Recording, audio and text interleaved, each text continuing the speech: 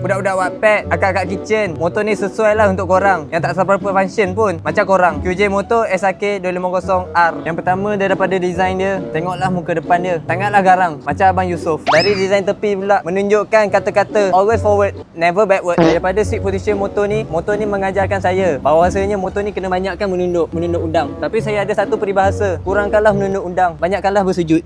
Kenapa saya cakap motor ni sesuai untuk budak-budak Wattpad dan akak-akak kitchen? Sebab enjin dia didatangi dengan 249cc dan horsepower sebesar 27.49. Sebab itulah motor ni mengajarkan kita untuk banyakkanlah bersujud. Wah, ada 2 lubang USB dan Type-C. So korang tak perlu takut untuk charge phone semasa membawa motor ini sebab ada 2 channel ABS depan dan belakang. Kesimpulannya kepada budak-budak Wattpad dan akak-akak kitchen, ambillah motor ni sebab motor ni sama je macam korang. Faham-fahamlah kenapa sama macam korang. Kalau korang minat dengan motor ni, datang je Bunda, okey?